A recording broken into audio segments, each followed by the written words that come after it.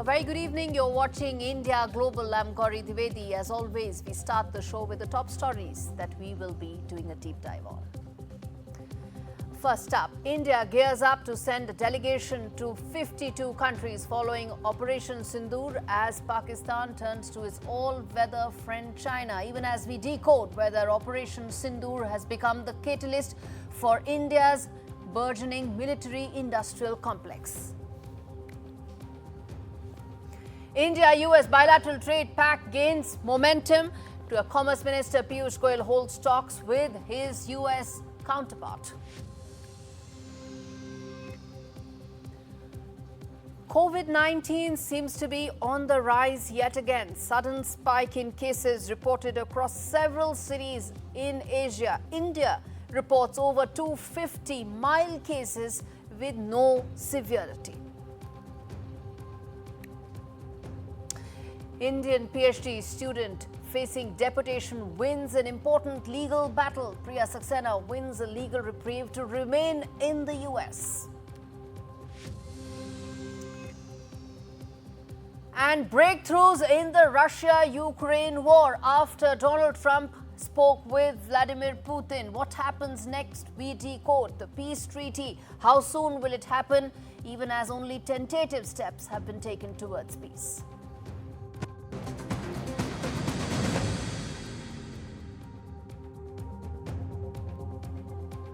Viewers, this show is happening at a time when there are three very important developments that are taking place. One, India is getting ready to send an all-party delegation to 52 countries to isolate Pakistan globally.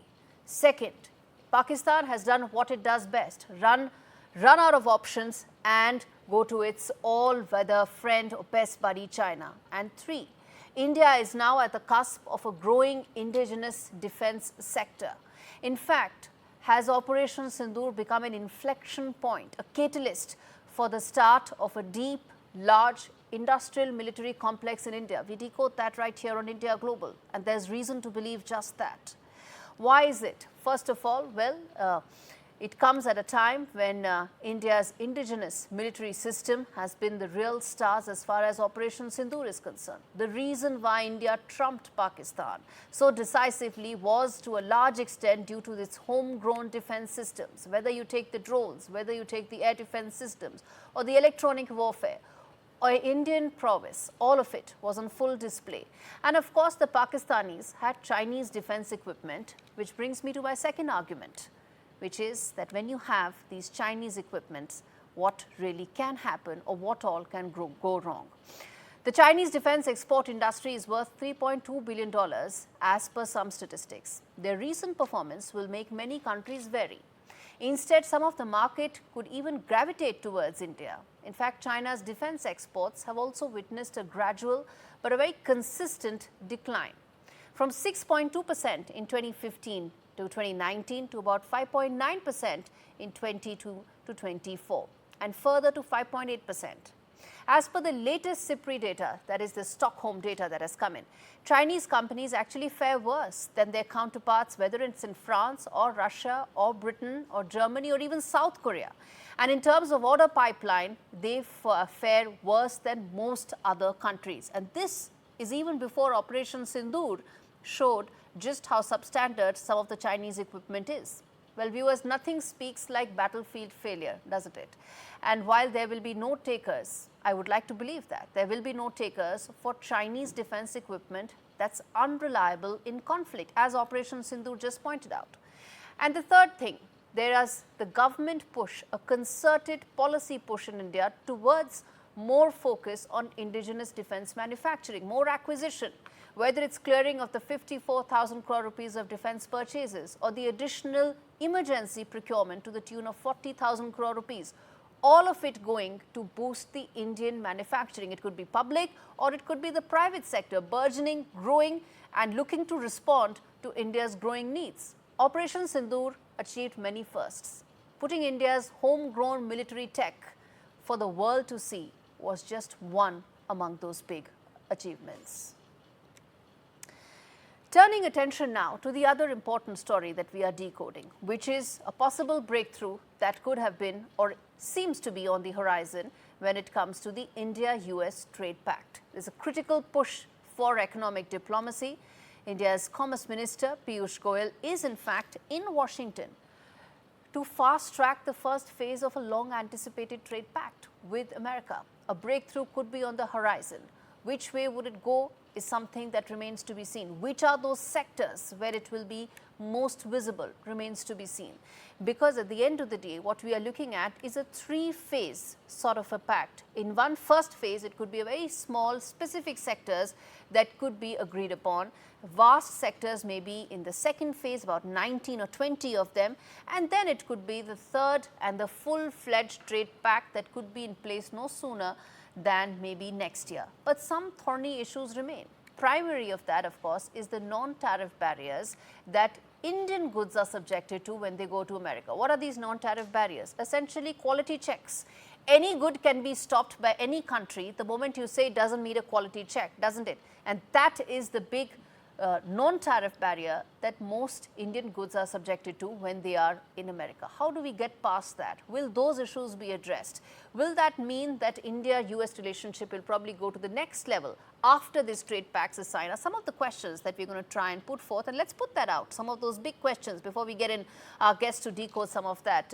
Prateek and Ajay Bagga will join us, but first I want to put out those big questions in terms of what all are we looking to really get past as far as the trade pact is concerned. Will agriculture be a part of the phase deal? Remember, that's the most important aspect, because agriculture at the end of the day is one of the key issues on which India wants protection for. The next question, which is, in Trump 2.0, are tariffs essentially driving diplomacy? Is everything being seen through the prism of tariffs? Third, will early wins essentially lead to long-term trust? Remember, there are cases that have been filed. India has actually filed case in the WTO, which brings me to the last question. What happens to those cases, the retaliatory tariffs that have been imposed by India? Will all of them be put aside? Will those trust issues, those dispute issues also be resolved is the other key question that we are hoping, hopefully, to get answers to. Prateek Dattani and Ajay Bagga joins me to decode this. Prateek joins us from London. He is the MD of EPG, Economic and Strategic Consulting, and Ajay Bagga is a veteran market expert. In fact, Prateek, let me start with you. It's a three-phased trade deal that's been in the works for some time. In fact, J.D. Vance announced the terms of reference when he was in India last month. It's been about a month since he announced that. And enough back and forth has gone. How hopeful are you that a pact would be announced in its entirety? And the second part I want to ask you is, how limited do you expect the first phase to be? Because I suspect these negotiations will probably go on for some time. Absolutely. Thank you so much, Gauri. I think the first thing to remember is it's actually really unusual for the US side to admit to the fact that this will be a protracted set of trade negotiations, that it will be over three phases. The last phase will need congressional approval in more than a year's time in the US. And if there are some very competitive House races, particularly on the Republican side, then maybe that won't even get signed off in the House of Representatives. So this is very much a long-term thing. Trump announced his tariff pause on the 9th of April until the 31st of July. He said 150 countries have got in touch with him to negotiate trade deals. Treasury Secretary Scott Bessent has said actually they're only focusing on the 18 most important trading partners. India is the 10th most important for the US. So I think there's a will on both sides. Piyush Goyal is a seasoned hand at these kind of trade negotiations. He's just finished negotiating a trade deal with the UK after 3 years of intense negotiations. I dare say that the Indian side is more experienced in this than the current US administration is, because most of the US guys have come in from the private sector rather than having a big background in government. I would expect whatever we announce now to be very limited in scope. Things like phytosanitary standards, you can't announce quickly. These are very detailed regulatory changes that require agreement across an entire supply chain. So I think those will come much later. I think the benefit for the Indian economy is probably going to be quite limited. The absence of a deal will hurt India for sure. the presence of it, I don't think will benefit India much, at least in whatever we expect in the first round. Ajay, I want to ask you this question as well, which is that the market, of course, and a lot of investors have been waiting for some sort of a big breakthrough sort of an announcement. The sense one gets is we are still some time away from that big bang announcement, probably a roadmap at best. But I want to understand from you, where do you think this give and take will lie? Because India also has its concerns, whether it's the agriculture, the larger dairy market, and so on and so forth. Where do you see this give and take actually lie? And how limited do you think the first phase of these negotiations could be? Yeah, Gauri, it could be, as Pratik mentioned also, I think it could be a very limited first phase where zero tariff kind of goods are both ways. There is a handshake on those, and there is some reduction by India on some key areas that the US wants. Farm, I think, is a no-go area because of domestic political compulsion. So even Japan doesn't open its farm sector. So uh, those farm exports which are already coming in, like the nuts from California, all those things will continue. But overall, broad brush, opening it to US wheat or US soya or US corn, that won't happen. So I think it will be a limited deal. Again, there will be a lot of talk of mutual bonhomie and strategic relationships, but we'll have to cut through and see 10% minimum. I think that Trump has made very clear that there are 10% universal tariffs. So we are not going back to the 2-3% days. 10% will be the minimum. And then product by product, what India will be trying, especially the very labor intensive exports of ours, like textiles, like gems, jewelry, leather exports, electronics, how do those get And you're treated? If mentioning we can, sectors, but I want to now, in fact, go up, talk 30,000 feet here, which is that there are also trust concerns on both sides. The fact that India took US to WTO, the fact that US imposed tariffs for steel and aluminium, that also means that while negotiations may be happening on one corner of this entire trade arrangement, the day-to-day discussions still revolve around protecting domestic industry, and that could be counterintuitive if you're really trying to have a broad trade pact, isn't it, Pratik?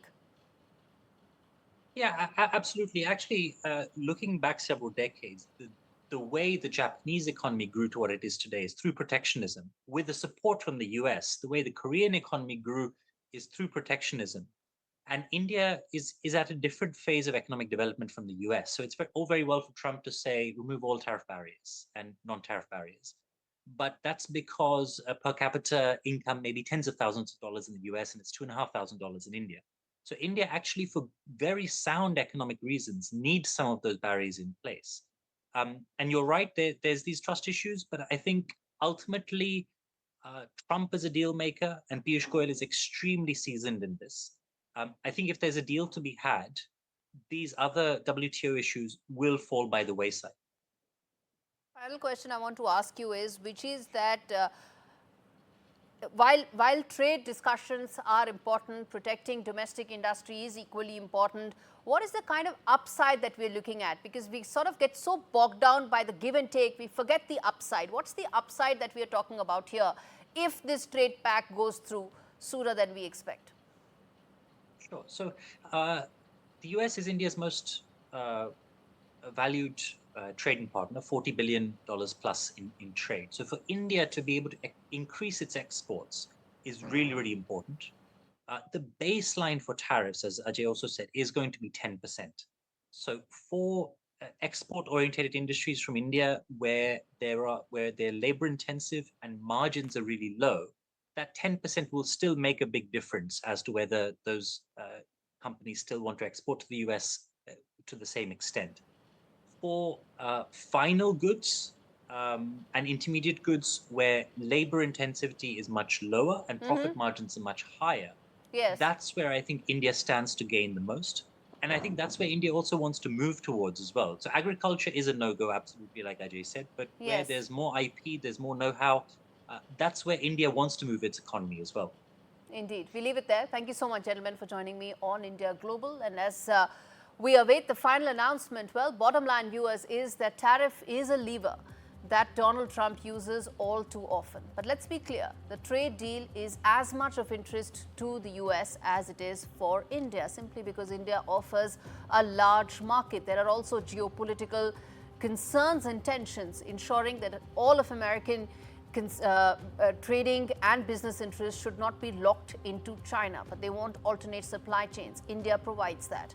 So as negotiations continue, there are also several unanswered questions. While the upside is there, but there are several unanswered questions. How will the two sides unwind the additional duties that they have slapped? Specific sectors which are very sensitive on the two sides. Steel and aluminium for the US, agriculture for India. How do those concerns get addressed? And for India, remember, the dispute to the WTO that has been escalated to the level of the WTO also needs to be wound down.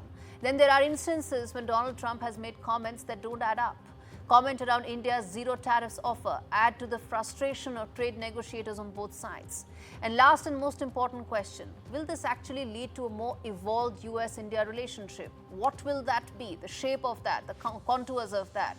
Will that mean greater collaboration on technology front, space front, intelligence front, geopolitical alignment? All of that would probably be known once the trade issue is sorted out, and sooner rather than later. All right, viewers, on that note, we slip into a short break. We come back on the other side with the COVID-19's spike, what it means in India and around Asia. We come back and decode.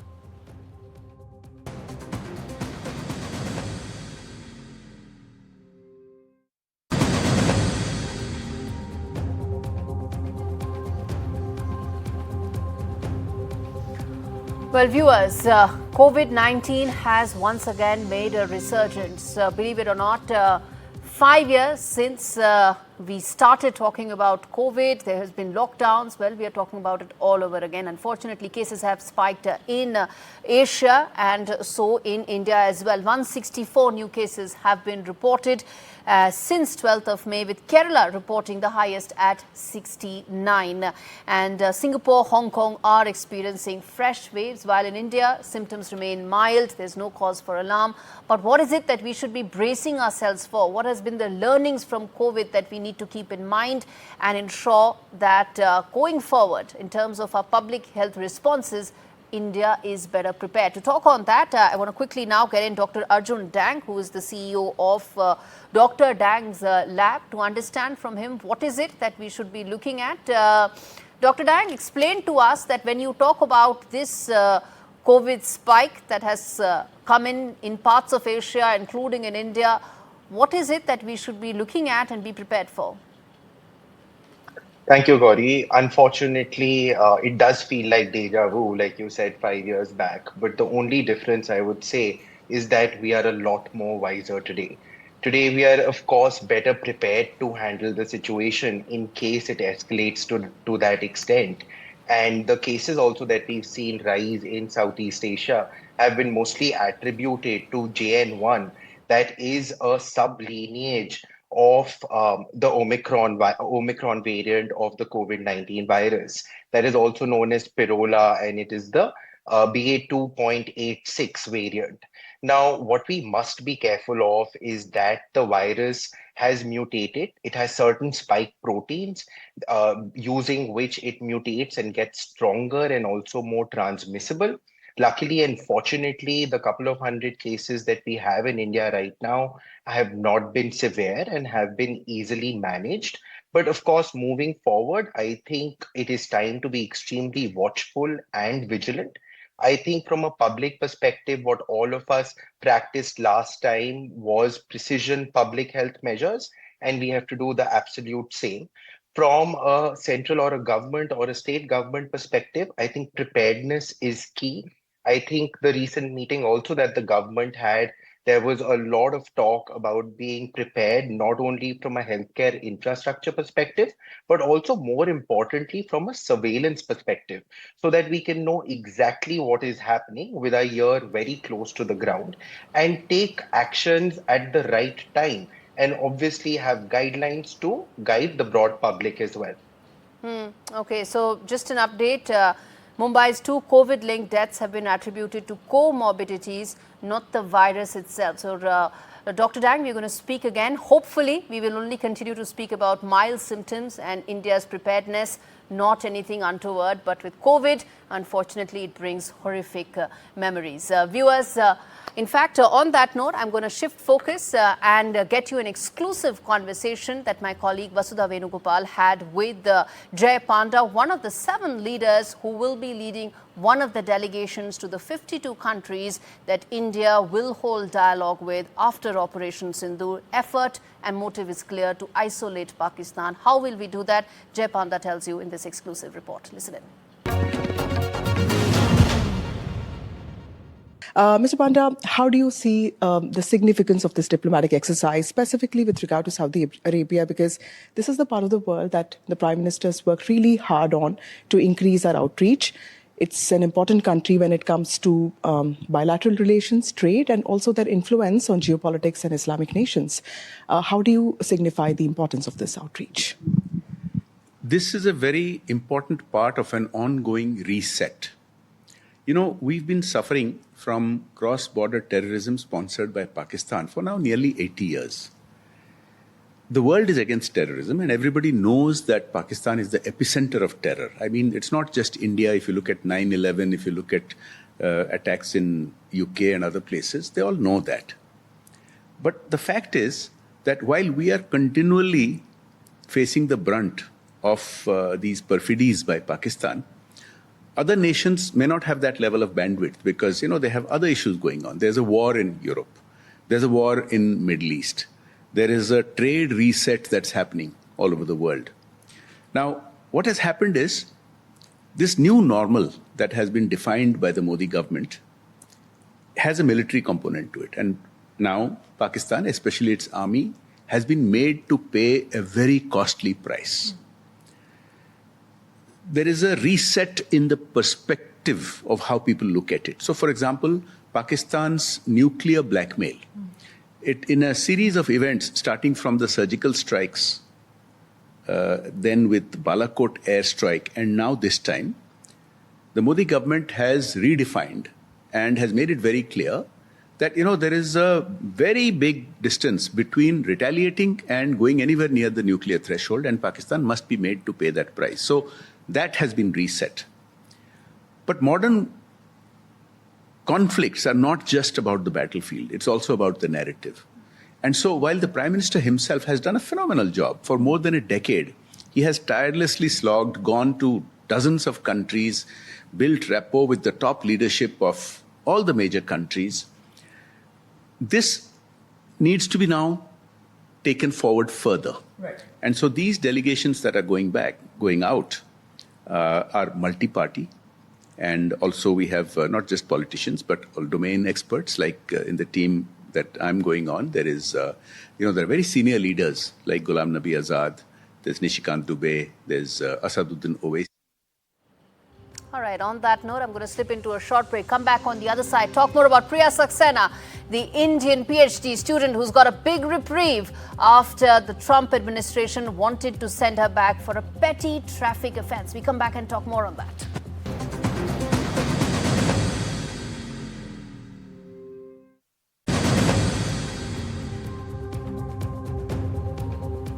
A young scientist caught in the crosshairs of a sweeping immigration crackdown. Well, Priya Saxena, an Indian PhD student in South Dakota, was nearly deported over a traffic ticket.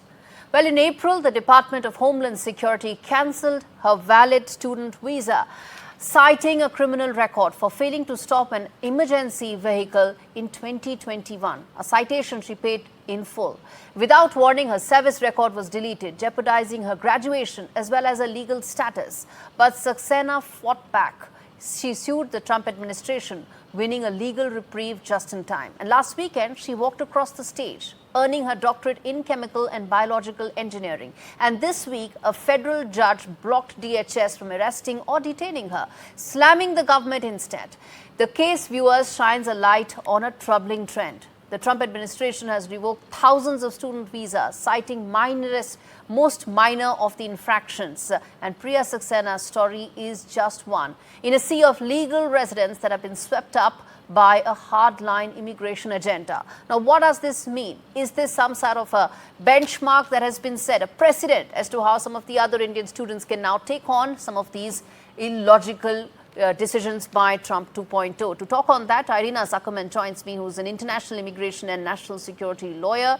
Irina, I want to ask you this question, that how Priya Saxena has been able to win against and find that legal reprieve against an absolutely unfair decision by the DHS. Is that now a precedent that other students can also now hope to get a legal reprieve from? Thank you. Absolutely. Basically, what the court found is that her detention, the attempt to deport her was completely illegal. Traffic infractions are not subject to deportations. They are not the sort of offenses that you can just be thrown out of the United States from. And certainly it's not a sort of national security threat that should prevent a committed student from graduating and completing her degree, especially after all the money spent. And this is a completely correct call by the court. And I think others in that situation would certainly look to this recourse. There's no reason why any other court would find anything different under similar circumstances. So any student who is being pressured into self-deportation or deported for mere traffic infractions or Irina, other... I'll come in there. I want you to first of all, try and see if you can fix your audio a little bit. But as you do that, I want to also bring to your notice the fact that thousands of students had their service record being scrubbed and were asked to essentially either self-deport or go back at the earliest. Do you think with this case acting as a precedent, the government will stop doing that? Because these are all legal residents, immigrants, aren't they? They're legal immigrants on student visas, valid visas. Do you think the Trump administration will stop doing that because now there's a precedent, a legal precedent?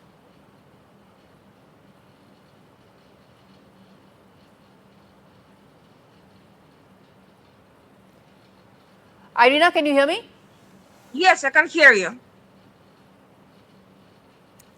I can hear you. The question, okay, it's. I guess that's pretty much what it is for the Trump administration as well, right? They can't hear these verdicts and some of these legal residents, immigrants that are there.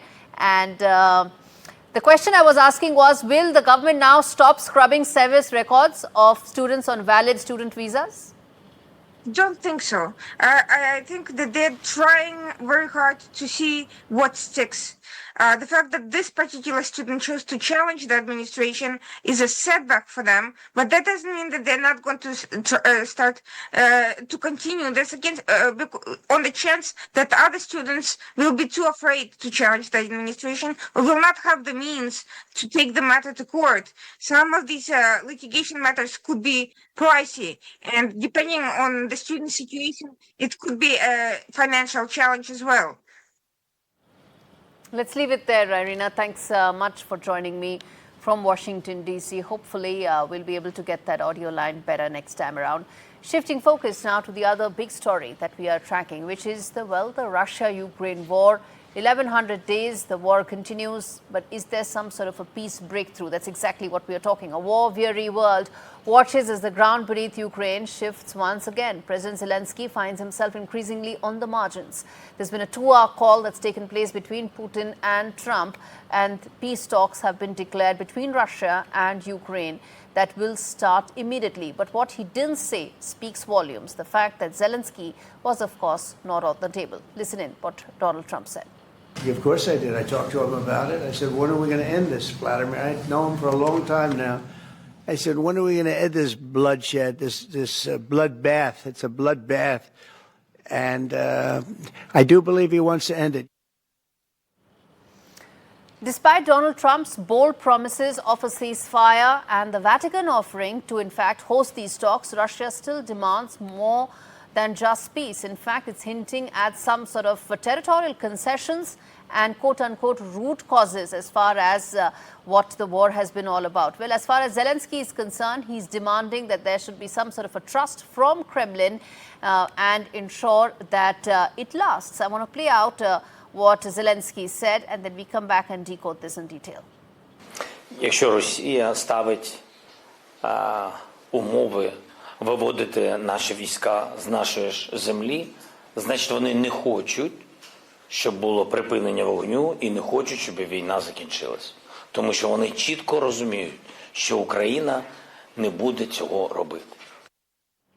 All right, you heard the two sides, well, not the two sides, but two out of those three sides. And that's exactly what we are asking, which is when will peace come? And most importantly, who gets to define it? As I said, there are three players, but only two seem to be speaking at any point of time. Let's put out those big questions that we will be asking on the show this evening. First up, will there be any ceasefire before the next round of talks take place? That's the first question. One side wants it, the other side doesn't. Next, what will be the new US-Russia relationship under Trump 2.0? Will, at the moment peace talks make any progress, will there be a completely different relationship between Washington and Moscow? And is that the reason why these talks are being hurried and sort of, get past? That's another question we'll ask. Will peace talks in Rome actually lead to any settlement? When they will happen? What will they lead to? All those are questions that are still in the air, right? And lastly, will US's NATO allies have any say whatsoever in the peace talks? As I said, there are multiple stakeholders in this, but there is only Donald Trump and Putin in the equation. Harsh Pant of the ORF and Sophie Fullerton, who's joining me from New York on this story. It has many dimensions, but it is increasingly becoming about two stakeholders, isn't it, Professor Pant? Yes, I think particularly the way, Mr. Trump, the way he's playing it, it seems that he's more interested in getting Mr. Putin on board into some sort of an agreement. And I think in some ways it's very personal now for Trump. He had made bold claims early on in his campaign, early in his term, 24 hours, I'll resolve this, and all of that. And clearly he looks at it, and he might be looking at it from a very personal point of view, that nothing seems to be moving, that his demands, particularly on Putin, are not working. And largely what he had, initially the way he had framed it as a big geopolitical rapprochement between US and Russia, leading to some sort of a deal on Ukraine, that seems at the moment out of his reach, because I think the two protagonists in this conflict have largely different ideas as to where the battlefield realities are and how they want to shape them. So I do think, I think largely for Trump, this would be an exercise now in pushing Putin into accepting some kind of an engagement with Ukraine. But I think increasingly battlefield realities would be the deciding factor, and at the moment Russia feels it has the momentum.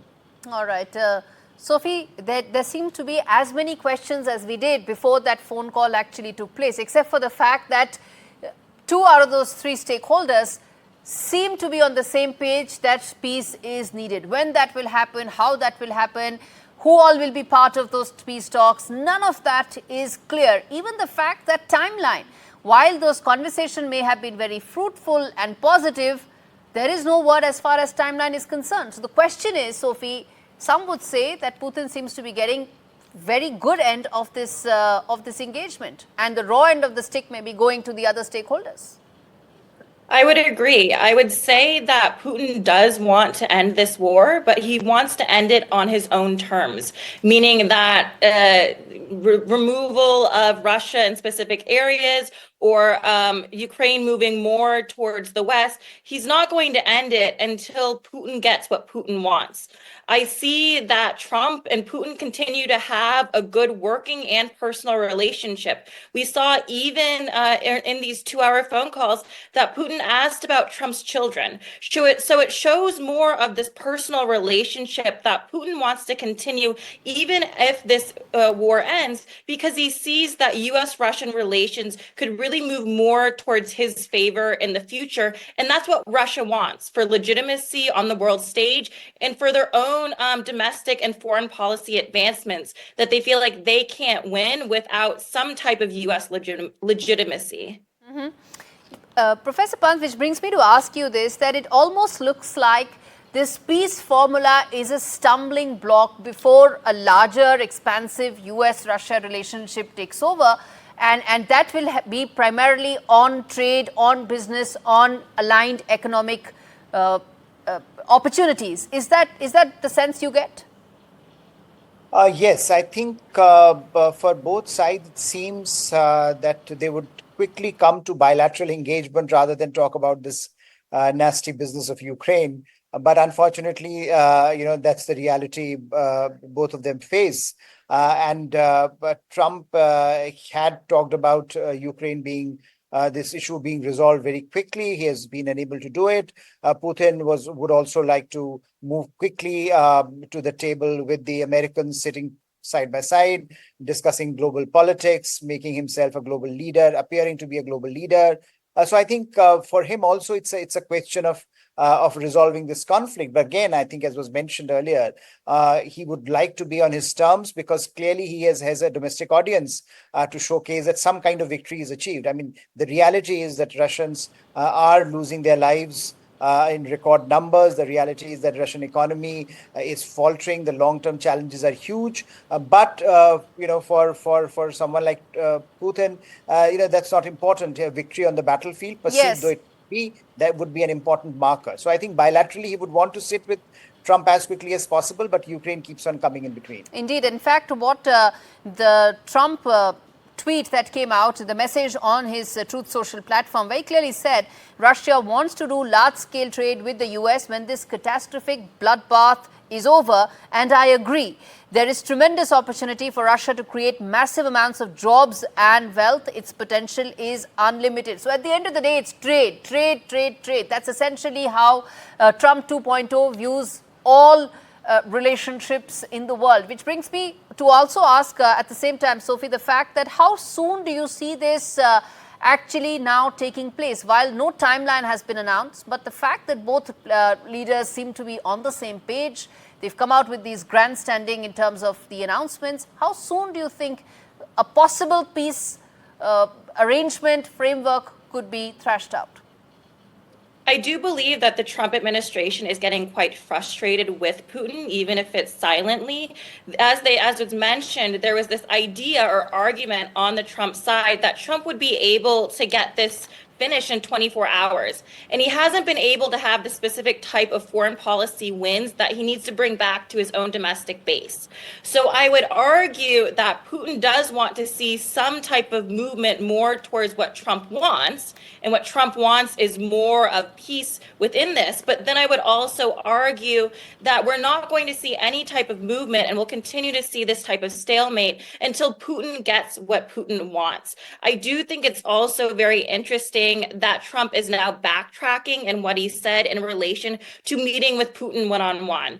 We saw that he said he wanted to meet with Putin, but now he's saying more the Vatican can be that third party, that can be that bridge that Trump is saying possibly he doesn't possibly want to be involved in. So we are seeing a shift, and as was mentioned previously, Putin wants to have this relationship with Trump beyond Ukraine. There's a lot of interest in relation to what Russia sees foreign policy-wise with U.S.-Russia relations. Speaking of foreign policy, while Donald Trump just wrapped up his visit to the Middle East, Mr. Putin is set to have an Arab summit he will have in the next couple of months, essentially indicating that Russia is an important player as far as geopolitics is concerned, and it will remain so. And Mr. Putin is right now not willing to give up all cards. And in fact, bottom line, viewers, as far as this issue is concerned, is that the war is still on. Yes, peace looks like possibly on the anvil, but that's just what it is, a possibility, not a reality.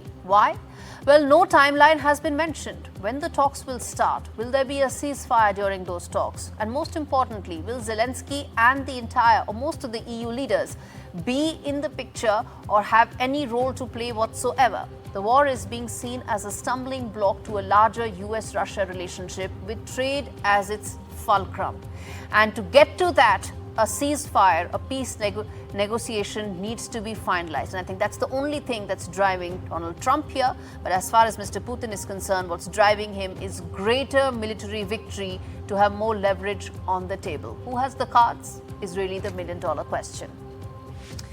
All right, on that note, we slip into a quick break. We come back on the other side on some of the other big stories that are making news.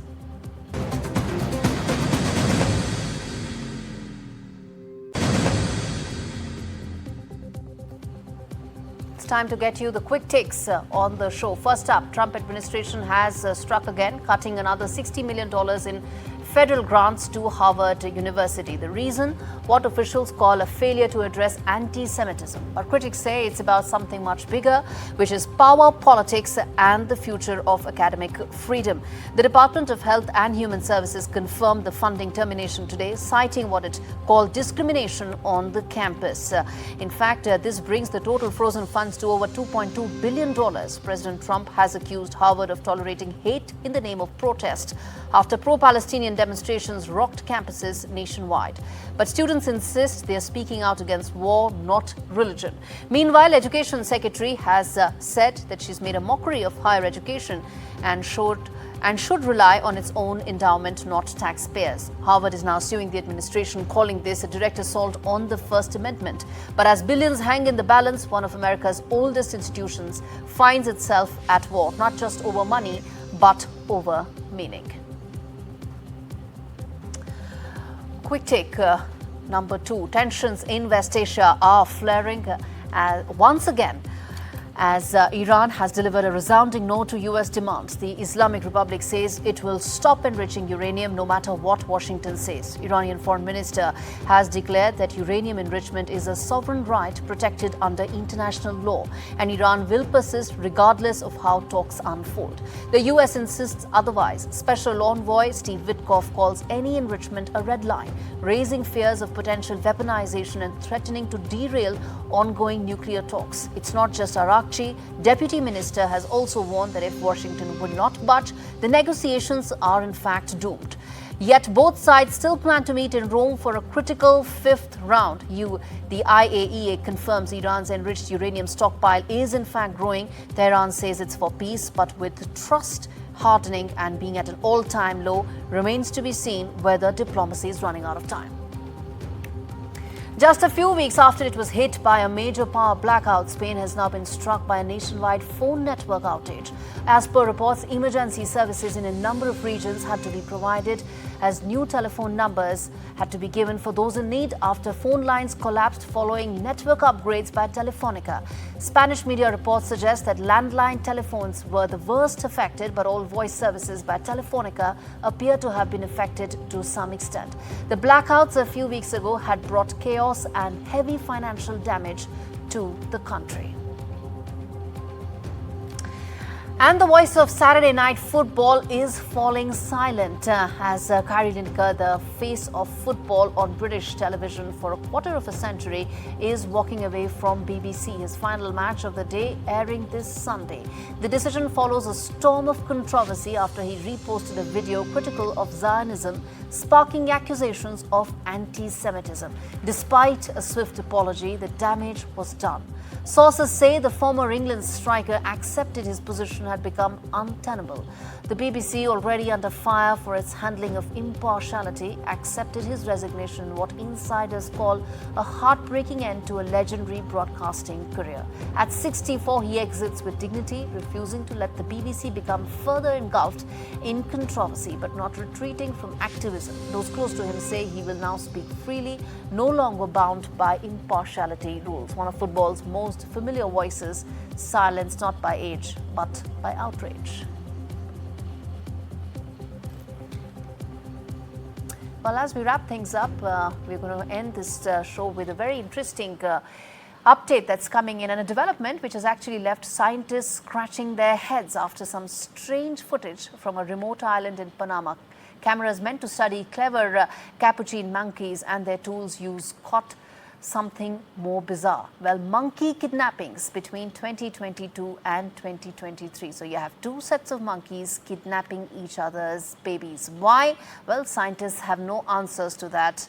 Some monkey business that science cannot answer.